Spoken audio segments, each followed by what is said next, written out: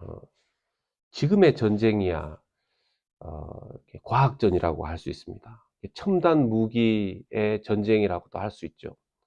어떤 전쟁 무기는 적의 눈에 잘 띄지 않기 때문에 그런 전쟁 무기, 최첨단 전쟁 무기 하나는 적들의 가슴을, 간담을 서늘하게 하고 그 적들에게 굉장히 치명적인 어, 이, 어, 이 상처를 줄 수 있는 그런 시대를 살고 있습니다. 현대 전쟁이야 그렇다 하더라도 과거의 이 전쟁은요, 숫자, 전쟁에 참여하는 병력의 숫자가 절대적으로 중요했죠. 뭐 멀리 살펴볼 필요 없이 6.25 전쟁 때만 하더라도 어, 어느 순간에는 이 국군과 연합군의 기세가 좋아서 저희 평양까지 올라간 적이 있지 않습니까? 그런데 그때 그때 당시에 중공군이 참여함으로 말미암아서 인해전술이라고 하죠. 엄청난 숫자가 밀고 내려오니까 뭐 연합군과 국군의 총알이 감당해내지 못하는 그런 군대의 숫자로 인해서 이제 휴전선까지 밀려 내려오게 되었었죠. 이 정도로 전쟁에 있어서 숫자가 많은 것은 참 유리합니다. 예. 그런데 오늘 이 기드온과 이스라엘 백성들, 그리고 미디안과의 이 전쟁을 보면 하나님의 이 전쟁 방식은 좀 많이 다른 것 같습니다. 미디안의 군대의 숫자가 요거 이제 8장을 참고해 보면 약 13만 5천 명 정도로 이제 볼 수 있습니다. 그럼 이스라엘 군대는 지금 다 모은 군대가 네 지파를 통해서 모은 군대가 몇 명 정도냐 하면 3만 2천 명 정도 됩니다. 3만 2천 명과 13만 5천 명 비교하면 이스라엘 군대 한 명이 미디안 군대 5명과 싸우게 되는 겁니다. 5대1의 전쟁이죠. 거기에다가 미디안 군대는 낙타도 있었거든요. 참 재미있게도 이 5대1에 그러니까 한 명이 5명의 적들을 상대해야 되는 이런 상황이면 과연 그들이 막 사기가 충천하고 그랬느냐, 우리가 뭐 5명 정도는 해치울 수 있다 이런 마음이었느냐? 아니었어요. 왜 그걸 알 수 있습니까? 너희들 중에서 두려워하는 사람들 떠나라 하니까 그 3만 2천 명 중에서 순식간에 그 사람들이 떠납니다. 그걸 볼 때 돌아간 백성이 그때 이제 말씀해 보면 2만 2천 명이라 그랬거든요. 3분의 1이 떠난 겁니다. 그러니까 얼마나 그들 마음에 두려움이 많았으면 너희들 중에서 두렵고 떨리는 사람 떠나라. 3분의 2가 떠나는 거죠. 근데 재밌는 것이 7장 1절에 말씀해 보면 그들이 진쳤던 곳 이름이 하롯샘이었습니다. 어떤 샘물 곁이었는데 그 샘물 크릭 곁이었는데 이름이 하롯인데 이 하롯이라는 샘의 뜻이 뭐냐 하면 단어의 뜻이 두렵다, 떨린다 이런 뜻이 있거든요. 아마 뭐 두렵고 떨려서 붙여진 이름인지 원래 하롯이라는 이름 자체의 샘에 그들이 가 있었는데 공교롭게 연결이 됐는지는 잘 모르겠지만 그들의 두려움과 떨림을 반영해주는 이름이라고 할 수 있겠습니다. 하나님께서 3만 2천 명의 이스라엘 군대가 많다고 말씀하시는 거죠. 아니 5대1로 싸워야 되는데 이게 많다. 예. 그러면서 하나님께서 말씀하십니다. 7장 2절에 지금 너를 따르는 백성이 너무 많기 때문에 그들의 손에 미디안 사람 내가 넘겨주지 않을 거다. 왜냐하면 이스라엘이 나를 거슬러 스스로 자랑하기를 내 손이 나를 구원하였다 할까 함이라. 3만 2천 명 가지고 싸워서 이 13만 5천 명 이기고 나면 우리가 이겼다. 그렇게 자화자찬할까봐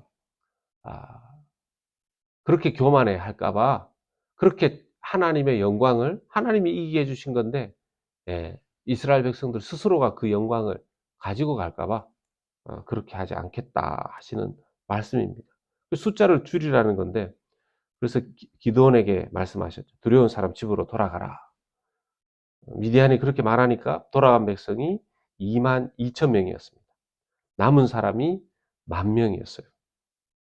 자, 10,000명이 되면요, 적들 군사와 이스라엘 군대의 이 비율이 어떻게 되냐면 14대 1로 싸우게 됩니다. 아까는 5대 1이었거든요. 이제는 14대 1로 불어났어요. 이스라엘 군사 1명이 14명의 미디안 군사와 싸워야 되는 거죠. 그런데 지금 10,000명 남았는데 하나님 이 10,000명도 많다시는 겁니다. 아마 이 중에서 지금 제일 두려워했을 수 있는 사람은 기드온 자신이었을 것 같아요. 기드온이 뭐 소심한 사람이었고 계속해서 증거를 구하는, 한두 번 증거를 구한 게 아닌 사람이었었거든요. 그런데 뭐 자기는 어쨌든 하나님께 붙들린 바 되어졌으니까 도망칠 수도 없고 하나님 하라고 하는 대로 대신 따르고 또 말을 전하고는 있습니다.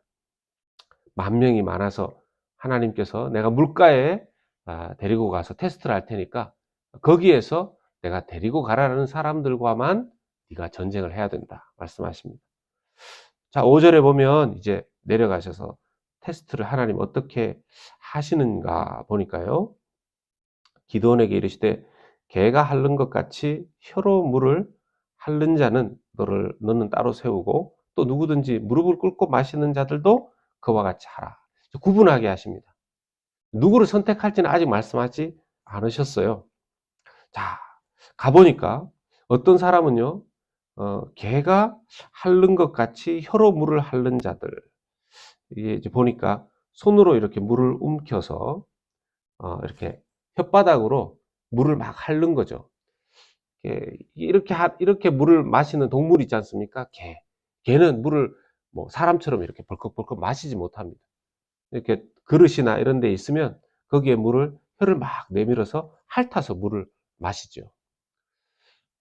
근데 어떤 사람은요, 무릎을 꿇고, 거기 그 물가에서 무릎을 아예 딱 꿇고 벌컥벌컥 이제 입을 그 물에 대고 막 마시는 사람이 있는데 그걸 하나님께서 따로 세우라는 거죠. 근데 하나님께서는 지금 이렇게 손에다가 물을 움켜서 개처럼 핥아 먹는 사람이 300명인데 그 300명을 데리고 전쟁을 하라는 겁니다. 여기에 대해서 해석이 분분합니다. 일반적으로 두 가지로 나뉘어지는데요. 하나는 이 무릎을 아예 두 무릎 다 꿇고 그냥 목말라서 물을 벌컥벌컥 마시는 그 사람은 이미 바알에게 그런 식으로 무릎을 꿇어본 사람들이기 때문에 하나님께서 선택하지 않았다. 이렇게 해석하는 사람들이 있습니다. 그러면서 손에 물을 움켜서 이렇게 개처럼 핥아서 물을 마시는 사람은 주변을 경계하면서 이렇게 깨어있는 사람이기 때문에 그런 깨어있는 사람이기 때문에 하나님이 300명을 선택하셨다. 정말 긴장하면서 이 전쟁을 끝까지 하나님께 쓰임받을 수 있는 사람이기 때문에 선택받았다. 이런 해석이 있습니다. 반면에 반대 해석이 있습니다. 뭐냐 하면 우리도 그렇지만 지금도 그렇지만 유대인들에게 개라는 것은 그게 개의 좋은 모습이든 나쁜 모습이든 그냥 그렇게 칭찬받고 위대하게 여김받고 하는 그런 모습들은 아니거든요.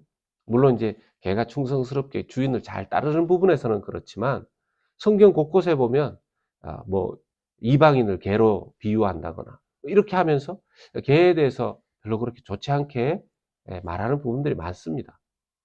개처럼 혀로 물을 핥는 그 사람, 어떻게 보면 정말 예민하고 긴장하고 얼마나 두려움이 많았으면 그렇게 물 하나도 담대하게 마시지 못하는가. 하나님께서 그런 300명, 그런 연약하고 부족한 300명, 그런 300명을 하나님께서 선택하셔서 이 전쟁이 하나님이 이기게 하신 것이라는 것을, 가장 약한 자들을 선택해서 이 전쟁을 하나님이 이기게 하신 것을 어, 이 과정을 통해서 나타낸 것이다. 그렇게 해석하는 사람도 있습니다. 이쪽도 저쪽도 사실은 다 일리가 있어요. 또 이제 마지막 해석이 뭐냐 하면, 이제 나누어서 보니까 이제 결과는 하나님이, 정답지는 이제 기준은 마지막에 발표하지 않으셨습니까? 그런 걸 볼 때 두 무릎을 꿇고 물을 마신 사람이 300명이건, 또 개처럼 손에 물을 움켜서 물을 먹은 사람이 300명이건, 하나님은 소수를 택하게 하셨을 것이다. 그게 누구든지 간에. 하나님의 관점은 그게 뭐 개처럼 물을 핥든 뭐 거기에 달려 있는 게 아니라, 어느 한쪽이든 구분해서 작은 쪽을 하나님은 선택하게 하셨을 것이다. 그런 관점이 있습니다. 예, 저도 잘 모르겠습니다. 하나님 마음은. 그런데 결과론적으로 보았을 때 어쨌든 하나님은 이 10,000명 중에서 9,700명을 선택하지 않으시고 300명 쪽을 선택하게 하셨습니다. 참 이렇게 되면요, 원래 32,000명의 이스라엘 군대 가운데 지금 100분의 1이 남은 겁니다. 1%. 이렇게 전쟁 전략을 짜는 지휘관은 없습니다. 이런 전쟁의 계획을, 그림을 그리는 장군은 없죠. 이렇게 되면요, 처음에 5대1로 싸워야 됐는데, 두 번째 22,000명 돌아가니까 14대1로 싸워야 됐거든요. 지금은 약 450대1로 싸워야 되는 거예요. 이스라엘 군대 한 명이, 군사 한 명이 적군 450명을 감당해야지 이기는 전쟁이 되는 겁니다. 이건 사실은, 이건 뭐 말도 안 되는 얘기인 거죠. 이해할 수 없는 전략입니다. 근데 하나님께서 이런 전략을 쓰시는 거죠. 하나님께서는 작더라도 하나님께서 불러 모아서 하나님의 부르심에, 저는 이걸 보면서 이런 생각도 들었습니다. 야, 이게 남으라고 한다고 남는 그 300명도 대단하다. 예. 돌아가라고 한다고, 전쟁 중인데 어딜 또 돌아갑니까? 아무리 돌아가라고 한다고. 이스라엘의 명운이 달린, 나라의 국운이 달린 일인데, 두려운 사람 가시오. 이러니까 다 가고, 또 뭐 이렇게 물 마시다가 하나님이 이렇게 물 마시라 그래서 가세요. 이렇게 또 그 9,700명 또 돌아가고. 그 사람들도 대단하고요. 남아서 300명. 얼마나 황당하겠습니까? 그 300명도 미디안의 기세를 아는데, 그렇게 소수이지만 그 부르심에 응답하는 자들을 하나님 사용하고 계시는 거죠. 우리의 삶의 전쟁에서도, 우리의 삶의 여러 가지 씨름에서도 믿음으로 산다는 것이 우리의 눈에 볼 때 정말 황당할 때가 있습니다. 하나님 도대체 어떤 내 삶의 그림을 그리시는 겁니까? 하나님의 계획과 전략이 무엇입니까? 정말 이해하기 어려울 때가 있더라는 것이죠. 그런 측면에서 우리는요, 우리의 믿음은 때로는 하나님 원하시는 우리를 향하신 믿음이 이해되지 않을 때도 있습니다. 내가 가진 것이 다른 사람보다 더 작은데, 내 능력과 역량이 오히려 더 연약한데, 하나님께서 그럼에도 불구하고 불러서 쓰시겠다고 하신다라면, 하나님은 하나님의 방법대로 하나님의 영광을 위해서 우리의 인생을 사용하실 수 있다라는 것이죠. 우리가 연약할지라도 하나님께서 하나님을 믿는 자들을 들어 사용하시는 이 믿음의 원리를 우리는 우리의 상식이 아니라 하나님을 향한, 하나님 우리에게 주신 믿음으로 붙들어야 될 줄로 믿습니다. 오늘도 그 하나님의 뜻이 무엇인지 다 헤아릴 수 없다 할지라도 우리를 부르심을 믿고 우리를 향한 계획이 선하심을 믿고 하나님의 인도하심이 있는 줄 믿고 주님 앞에 쉽게 두렵고 떨리는 마음이 없어서가 아니라 그런 마음이 있더라도 부르셨다 하면 부르신 줄로 믿고 쓰시겠다 하면 쓰임받게 하시는 줄로 믿고 비록 우리의 삶의 자리에 이해할 수 없는 일들을 허락하신다 하더라도 믿음으로 주님 은혜를 구하며 담대하게 나아갈 때 큰 하나님의 영광을 보게 될 것을 기대하면서 주님 앞에 오늘 하루의 한 걸음도 신실하게 살아가는 또 우리의 남은 인생도 그렇게 주님과 동행하는 저와 여러분들 될 수 있기를 예수님의 이름으로 축원합니다. 하나님